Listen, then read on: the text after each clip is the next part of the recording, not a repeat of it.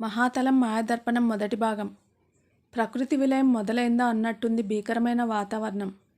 బీభత్సమైన విలయతాండవంతో పుడమి తల్లి తల్లడిల్లడం ఆరంభమైంది. హోరుగాలులు బలంగా వీస్తూ పెద్ద పెద్ద వృక్షాలను కూకటవేళ్లతో సహా పెకిలించి నేల కూలుస్తున్నాయి. అడవుల్లోని జంతుజాలం ప్రాణభయంతో తోచని రీతిలో పరుగులు తీస్తున్నాయి. బలమైన ఈదురుగాలులు వాయువేగంతో పయనిస్తూ వాటి ప్రభావాన్ని ప్రకృతిపై చూపుతున్నాయి. ఆకాశం నిండా కరిమబ్బులు కమ్ముకుంటున్నాయి. ఒక్కసారిగా చీకటి అలుముకున్నట్టు నల్లని మబ్బులు దట్టంగా అలుముకున్నాయి. జగత్తుని చీకటిమయం చేశాయి.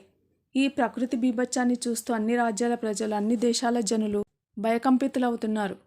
సమస్త మానవాళిని భయభ్రాంతులను చేస్తున్న ప్రకృతి విలయం క్రమక్రమంగా ఎక్కువ అవుతోంది. ఈదురుగాలులు క్రమంగా తగ్గిపోతూ వర్షం సన్నగా ఆరంభమైంది. అలా మొదలైన వాన జడివానగా మారుతుండగా ఆకాశం పెలపెల రావాలతో గర్జించడం మొదలుపెట్టింది. ఉరుములు మెరుపులు ఆకాశం నిండా కమ్ముకుంటున్నాయి. చీకటి కమ్ముకొని గాఢాంధకారంలో మునిగి ఉన్న భూమి నింగిలోని మెరుపులతో అప్పుడప్పుడు మాత్రమే కనిపిస్తోంది. పిడుగులు అశనిపాతాలు నింగి నుండి నేలవైపు దూసుకు వస్తూ జనావళిని భయభ్రాంతులను చేస్తున్నాయి. పిడుగుపాట్లకు అన్ని దేశాల ప్రజలు వణికిపోతున్నారు. ఉరుములతో భీకరంగా గర్జిస్తున్న ఆకాశం అంతకంతకు మరింత ఎక్కువగా ఉరమడం మొదలుపెట్టింది. లిప్తకాలం పాటు మెరుస్తున్న మెరుపుతీగలు భూమిని తాకుతున్నాయి. వెలుగులు చిమ్ముతున్నాయి.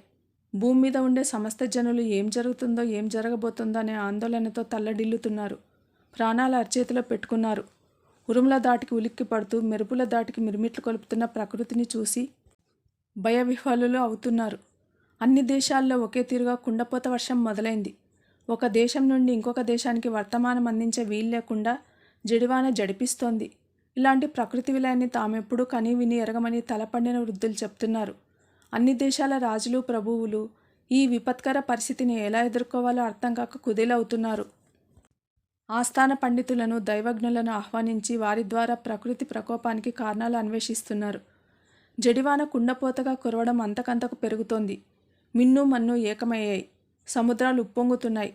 నల్లని కారుమబ్బులతో ఆకాశం అనంతమైన చీకటిని తనలో దాచుకున్నట్టు కనిపిస్తోంది. నల్లని మబ్బులు కదులుతూ వర్షిస్తున్నాయి. మరింత కారుమబ్బులుగా మారిపోతున్నాయి. సమస్త జగత్తు, సకల జనావళి వానలో తడిసి ముద్దవుతున్నారు. కంటికి కనిపించిన వేగంతో కదిలే మెరుపులు భీకరంగా గర్జిస్తున్నాయి. నేలలోకి చొచ్చుకుపోతున్నాయి. ఉరుములు తమ ప్రతాపాన్ని భూమి మీదకు ప్రదర్శిస్తున్నాయి. ఆ ఉరుముల దాటికి వృద్ధులు, పసిపిల్లలతో సహా అందరూ ప్రాణాల అరచేతిలో పెట్టుకొని బిక్కుబిక్కుమంటున్నారు. ఆకాశాన్ని చీల్చుకుంటూ కన్నులు మిరుమిట్లు గొలిపేలా మెరుపుతీగలు భూమిని తాకుతుండగా వాటి ప్రభావానికి అనేక కట్టడాలు, ఇల్లు నేలమట్టమవుతున్నాయి. ఎత్తైన వృక్షాల మీద పడుతున్న పిడుగుపాట్లకు ఒక్కసారిగా ఆ వృక్షాలన్నీ నేలకూలిపోతున్నాయి. బీభత్సమైన ప్రకృతి వాతావరణాన్ని చూసి జనులు తమ తమ నివాసాల్లో ఉండటానికి కూడా భయపడిపోవటం మొదలైంది.